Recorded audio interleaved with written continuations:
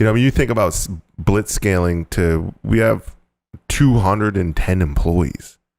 You know, over 2020, we hired another 40 employees, you know, and so we're dealing with a lack of infrastructure, that, you know, really a decaying infrastructure. The fact that there's only, I don't know, 1 or 2 buildings left in our community, you know, within a half a mile radius that actually could hold our growth. And we did the boot plant. We invested in that. Coronavirus hit. We had invested in another facility for nutrition. Oh yeah, I forgot to mention about the equipment. We bought a building. Yeah. So we're just getting crazy. We're getting crazy. And we're when I say self-funding, I mean, you know, we're working with banks. We're working with the banks to make all this shit happen.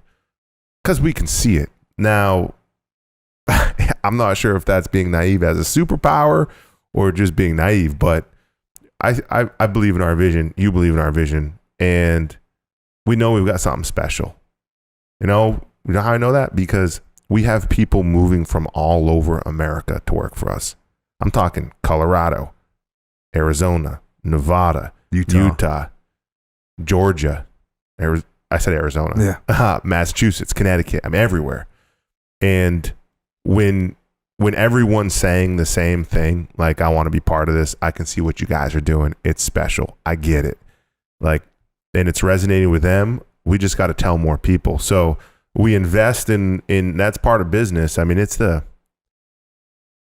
learned a lot about organizational structure, and, you know, I've learned a way more than I ever thought I would know about running a business of this size, this magnitude, 5 facilities, 210 employees.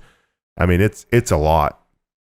And I never believed in titles. Like, everybody just do what needs to be done. Like, literally, we got done eating steaks last night, and I was in the kitchen with the deck. We were washing we washed all the dishes, all the forks. Like, just do what needs to be done. Like, get shit done.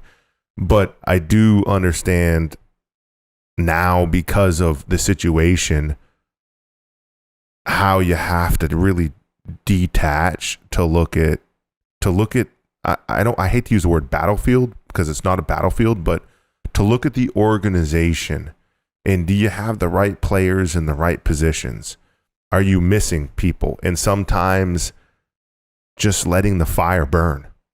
And what I mean by that, Hess Moalm actually was saying this to me. Pete, you got to just let the fire burn for some of these things. You can't solve all the problems all the time. Now, you don't want to get it out of control. You don't want to become a blaze. I said, but if you can't solve this part of your company, like the issues we're dealing with, let's say in finance, we had a CFO, but we really need 4 people in that department because Don's working, 100 hours a week. He's like, you got to let the fire burn. And if it's not done perfectly, and if it's not closed, the quarterlies aren't closed on time, that's okay. Let the fire burn. Media, same thing. And focus on the things that really have a massive impact, and then get the people to solve the problems. I really, really learned that lesson this year. Yeah. Prioritize and execute. Yep. And that's a huge one. And then decentralized command. And what decentralized command, ultimately, the power that it gives you when you're in a leadership position is you have the ability to look up and out instead of down and in. Yeah. So instead of looking down and in at your team, instead of looking down and in and what the schedule is for today and who's on the line and who's not and who's sick and who's not, instead of looking down and in at that, which takes away your overall vision of what's happening on the battlefield. Yes. You have to be looking up and out. And so, yeah, you definitely got that.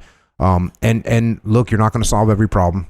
And sometimes you got to be like, oh, yep, that's going to suck. Yep. Okay, got it. We accept that suck factor on that thing, because we can now focus on our efforts on something that would suck way worse and be much worse for everything that's going on here.